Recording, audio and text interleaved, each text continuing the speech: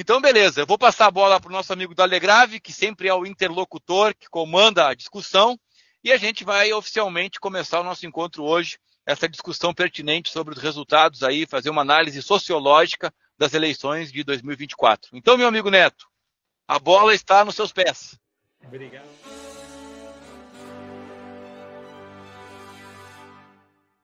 Obrigado, boa noite, Marlos, Paulo, Alessandro, nossos assinantes, Gilson, Ana Lúcia, Graça, Milton, quer dizer, estou vendo muita gente bacana aqui.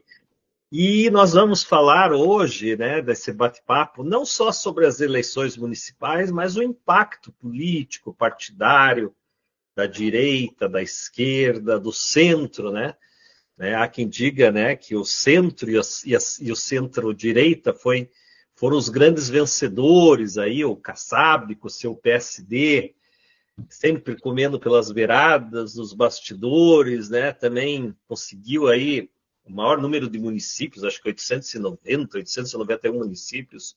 Então nós vamos falar um pouco, não a pretexto das eleições municipais, a gente falar um pouco das ideologias, né? Alguns impactos, o que a gente achou que foi válido, como é que vai ser a eleição nacional 2026. Então eu já começo aqui fazendo uma pergunta para o nosso Paulo Ramires, que está cada vez mais famoso. Eu ligo a TV, só vejo ele na TV Cultura e tantos outros portais aí, Jovem Pan, e é sempre um prazer ouvir o Paulo. Nós temos todos, né? Se tem algo em comum aqui nesse clube, é o carinho e a admiração que nós temos pelo professor Paulo. Paulo, eu gostaria de iniciar já com uma pergunta. Quem ganhou e quem perdeu nessas eleições municipais? Bom, primeiro, boa noite para todos, né? Sobretudo aos colegas que ajudam a fazer esse encontro possível. Você, Dalegrave, Marlos, Alessandro, Guilherme, muito obrigado pela parceria de vocês, né? Então, quem perdeu que é muito relativo nessa discussão, né? Ela é muito relativa, né? Porque vocês devem estar acompanhando muitos meios de comunicação dizendo que já há um prenúncio, né, com os resultados dessas eleições, de que o PT sai muito enfraquecido para as eleições presidenciais. Todo mundo ouviu isso em algum canal de TV, em alguma rádio. Mas aí eu já lançaria um problema que é interessante, que é o seguinte, né? Desde a redemocratização, o único governador ou prefeito que chegou à presidência foi o Collor. Vocês sabiam disso? Né? Então, o que eu estou tentando mostrar para vocês é que jogo, treino é treino. Né? Em outras palavras, as campanhas estaduais, claro, que acontecem simultaneamente com as presidenciais e as municipais, elas nem sempre nos dizem muita coisa sobre a campanha presidencial. Para o legislativo, com certeza sim. Né? Houve uma vitória do centro, houve enfraquecimento do bolsonarismo, com certeza, mas certamente o PT também sai enfraquecido. Não tanto quanto 2020, quando o PT teve menos prefeituras, não teve nenhuma capital, e agora teve, né, a de Fortaleza, né, salvo engano, me corrija se eu estiver errado. Né? Enfim, então... Acirradíssima disputa, ganhou lá o candidato do PT. Não sei se vocês repararam, mas o PT também tirou o pé em várias capitais, como aqui em São Paulo. Né? Isso é uma estratégia, mesmo porque o PT talvez seja um partido que esteja aprendendo a mais disputar campanhas à presidência do que necessariamente ao Estado ou aos municípios. Mas voltando àquela discussão, só queria fazer um breve histórico. Né? Vejam só, desde a redemocratização, qual governador ou prefeito foi eleito? Só o Collor, como eu falei para vocês. Mas vejam o caso do FHC. FHC foi candidato à prefeitura aqui em São Paulo em 88, com Jânio Quadros, e perdeu, né? O Dória, mais recentemente, foi prefeito e governador, não conseguiu alavancar seu nome no nível nacional. Vocês se lembram também da Rosiane Sarney, lá no Maranhão. Foi super aclamada pelo antigo PFL, depois Democratas, hoje é União Brasil, mas o nome não alavancou. A gente teve o caso do Serra, a gente teve o caso também do Alckmin, também governador de São Paulo. Enfim, então o Haddad foi candidato à presidência, saiu enfraquecido também. A Marta Suplicy, depois de ser prefeita aqui em São Paulo, também não alavancou seu nome. Então, esse é um ponto importante para se destacar, né? Então, não necessariamente os resultados das eleições municipais, para o executivo, sobretudo, né, tem um reflexo sobre a campanha presidencial. Agora, para o legislativo, sim, com certeza, né? Porque o que aconteceu? Todo mundo aqui conhece as chamadas verbas de gabinete ali do Congresso, antes chamadas de orçamento secreto, lembram-se disso? E essas verbas ajudaram muito, mas muito mesmo, muitos deputados federais a destinarem verbas para pequenas regiões do país, ou mais no sentido regional, e essas obras se fazem mais presentes, né? E têm um impacto sobre o resultado em muitos municípios, né? Isso explica essa alavancagem do PSD, que virou o partido com maior quantidade de prefeitos, depois o MDB. Só que se a gente olhar direitinho, assim, o PSD, que é do Kassab, é um partido de bastidor. Aliás, o próprio Kassab, depois que foi prefeito aqui de São Paulo, nunca mais conseguiu mais nada, né? Diga-se de passagem, ele aprendeu, sim, a atuar nos bastidores, tanto é que no nível federal ele apoia o governo Lula, mas também aqui em São Paulo apoia o governo Tarcísio, né? Então esse é um ponto importante para a gente perceber, né? O MDB, que teve o Ricardo Nunes eleito aqui na cidade de São Paulo, também é um partido de bastidor. A Simone Tebet, né, que é a ministra do Planejamento, é do MDB. Então, apesar desses dois partidos terem conseguido o número de prefeituras, isso não significa que eles tenham presidenciáveis, digamos assim, debaixo das mangas. E certamente irão compor chapa, certamente com o PT, caso Lula seja realmente candidato, né? Agora, nessa disputa do Centrão com a extrema-direita, leia-se o PL, né, do Bolsonaro, a gente teve várias capitais, como o caso de Curitiba, em que, do Cuiabá também, salvo engano, né, a gente teve candidatos ou do PSD ou de qualquer outro partido mais de centro que joga em qualquer time, de direita ou de esquerda, né, mas formam qualquer governo, melhor dizendo, mas isso desgastou um pouco a relação do Bolsonaro com o Kassab, esse é um ponto importante, né? Aliás, vários meios de comunicação deram conta disso. E de fato houve esse atrito, né? Inclusive ex-bolsonaristas, né, como o Caiado, né, se distanciando, né, do Bolsonaro. Então, o que acontece, né? Com essa ineligibilidade do Bolsonaro, criou-se um vácuo, né, de liderança política da direita. E foi um fenômeno muito parecido com o que aconteceu com a esquerda com a prisão do Lula, né? Quando o Lula foi preso, as esquerdas começaram a bater cabeça. Aliás, quando o Lula deixou a presidência, né? A gente lembra em 2014 que o PSB abandonou o governo, na época era o Eduardo Campos, o pai do João Campos, que lançou uma candidatura à presidência, morreu num acidente horrível ali de avião no meio da candidatura, o PDT pulou fora, enfim, o PSOL fazia crítica ao PT, o PCdoB ainda manteve alguma aliança, com algumas grandes restrições. Então, à medida que, enfim, uma ala, né, ideológica perde uma importante liderança, ou uma liderança carismática, cria-se esse vácuo e começa a surgir disputas, né, pela hegemonia, né, quem domina uma determinada ideologia, no caso, a da direita. Então, houve uma fragmentação das direitas, né, esse é um fenômeno interessante. E que certamente vai ter um reflexo na campanha presidencial. Talvez a gente tenha vários candidatos, pretensos substitutos de Bolsonaro, e aí a gente vai ver literalmente tiro amigo ali de vários candidatos. Agora, voltando ao assunto, o que de fato essas campanhas municipais revelam é o fortalecimento não só do centro, né, em termos municipais, mas eu diria para a campanha para a campanha legislativa, tanto para o Senado quanto também para a Câmara dos Deputados, né? Porque, de fato, as verbas de gabinete, né, fortaleceram muitos prefeitos, agora eleitos, e esses prefeitos acabam fazendo campanha para esses deputados. Então, eu diria que o grande resultado dessa eleição para o centro, que foi o maior vitorioso, é que eles certamente irão eleger mais deputados federais, talvez mais senadores. Isso cria um grande problema para quem ocupa o poder executivo, né? E aí eu lembro de um livro muito famoso de um jurista, o Neto deve conhecer muito bem, que é o Raimundo Faoro, Há quem diga que é Faoro, né? Enfim, eu sempre escutei Faoro e vou ficar com essa nomenclatura. Ele tem um livro da década de 50 chamado Os Donos do Poder, com várias revisões ali até a década de 80, e nessa obra ele mata a charada, né? Porque ele vai dizer que quem são os donos do poder, na verdade, são as oligarquias brasileiras, né? Então pode ser império, pode ser república, pode ser ditadura, governo de esquerda ou de direita. Historicamente, quem se perpetua no poder quase que de maneira hereditária são políticos que são donos de terra ou ligados a eles, né?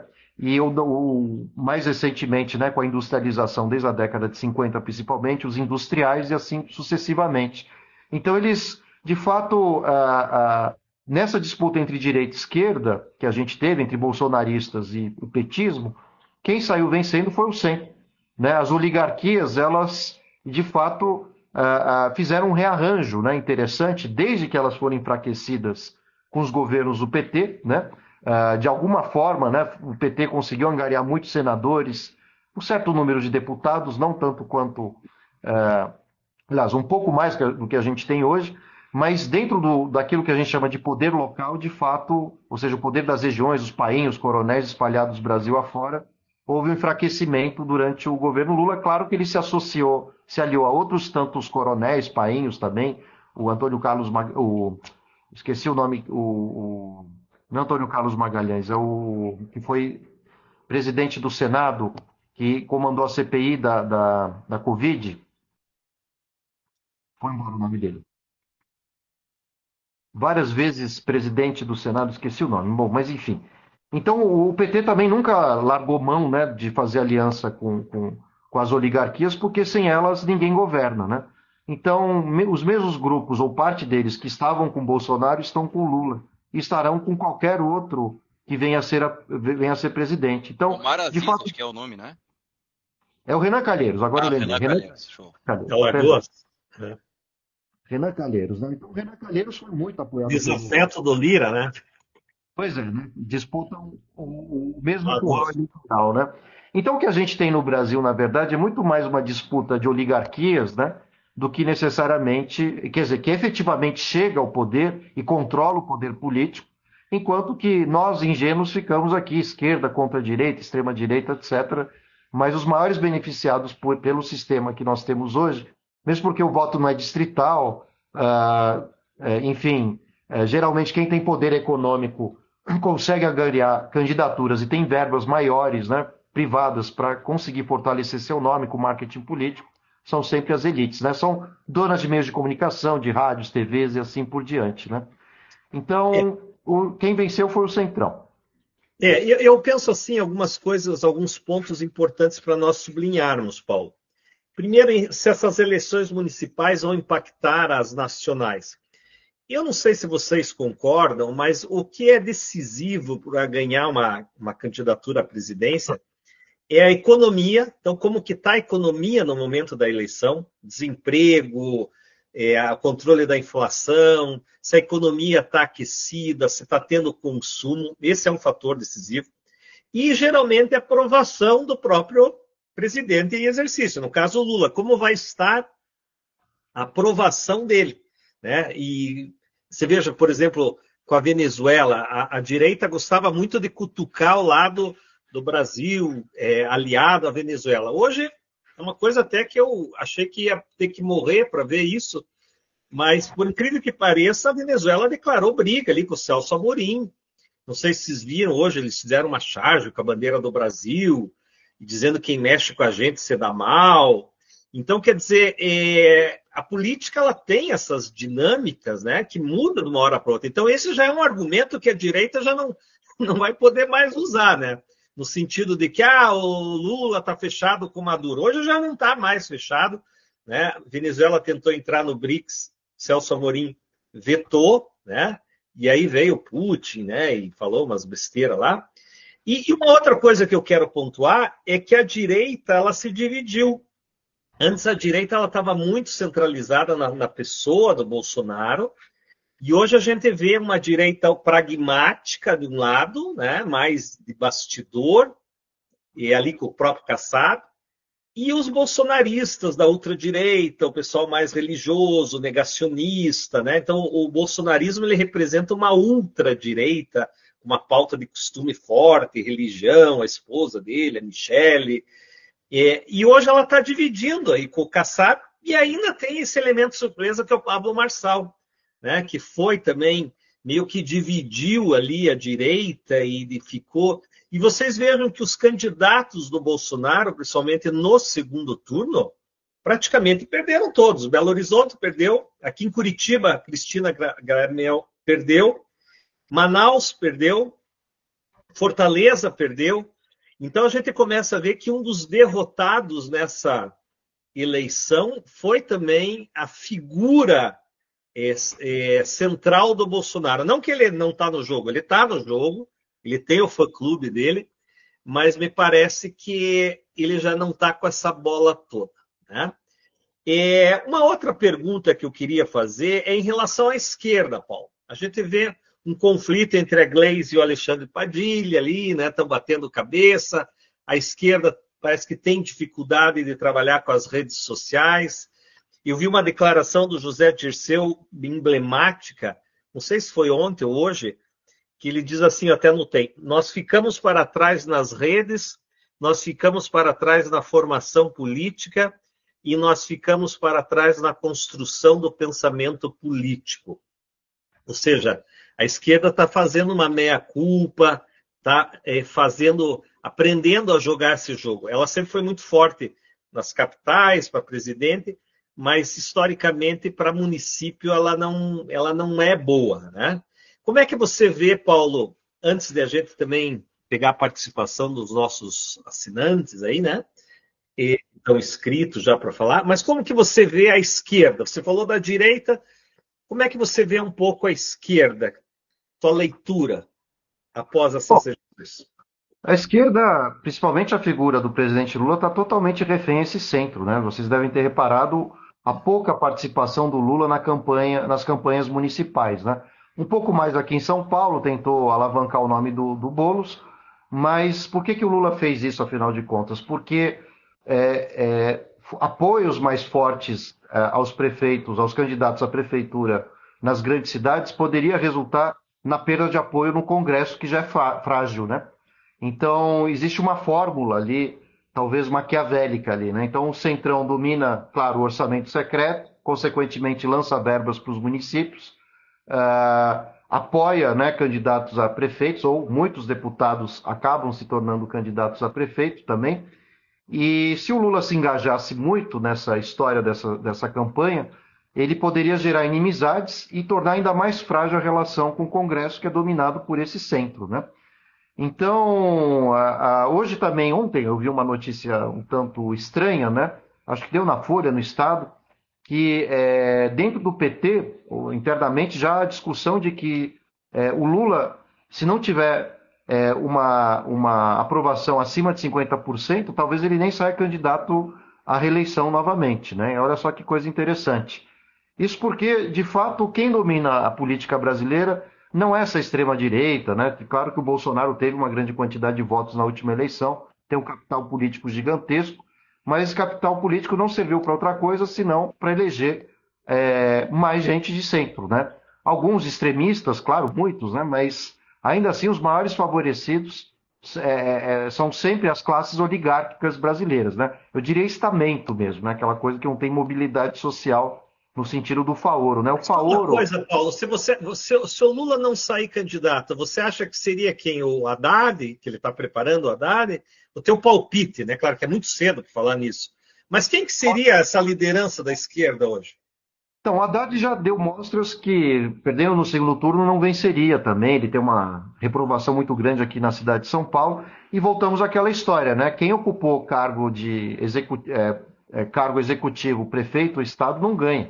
A Dilma, por exemplo, ela nunca foi nada, né? Ela apareceu na política de repente, ela sempre atuava nos bastidores, foi ministra e tudo mais, né? O próprio Bolsonaro, quando eleito, ele nunca foi nada de significativo no Rio de Janeiro. Foi um deputado federal apático. Ele surge em função de redes sociais, enfim, de programas humorísticos, né? De CQC, como que era o nome? O Pânico, o programa da não sei o que Gimenez, né, Luciana Gimenez, enfim. Então, que foram debochar dele e acabaram promovendo. Pois é, então esse é um ponto para a gente destacar, né? E eu volto nessa pauta aqui, né? Porque vencer a prefeitura, vencer um governo de estado, não tem um reflexo necessariamente para a presidência. O Zema praticamente sumiu, né? Nem se fala mais dele como um eventual candidato à presidência, embora muito tenha se falado disso.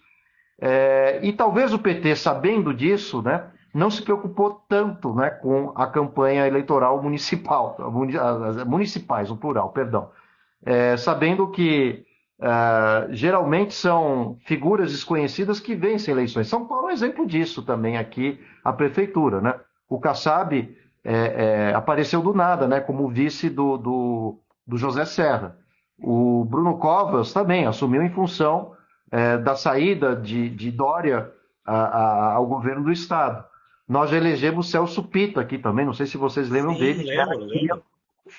Né? Olha que coisa esquisita. Então, São Paulo tem essa tradição, né, de colocar ilustres desconhecidos. E me parece que isso tem virado uma tópica, né, das eleições para o Executivo. Com exceção do Lula, claro, que é um nome forte, histórico, né, mas geralmente tiram da cartola nomes, né, que aparecem. O próprio Tarcísio, né, ele era um ministro, até então ele era um desconhecido na política. Daí foi ministro, acho que da infraestrutura do Bolsonaro, né?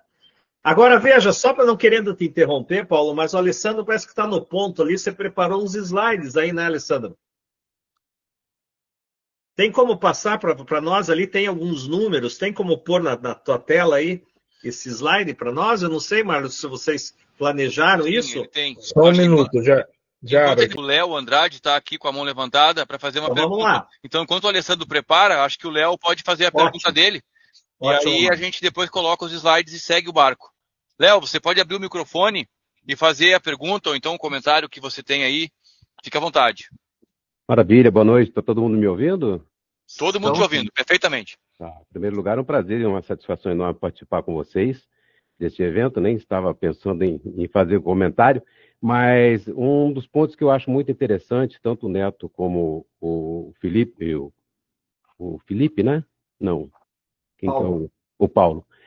Comentarem sobre a questão partidária no Brasil, porque, na minha percepção, isso virou um grande negócio, né? Nós temos, originalmente, aí 29 partidos inscritos no Brasil, e a gente sempre ouve falar sobre as questões aí das verbas partidárias, sobre os fundos eleitorais, né?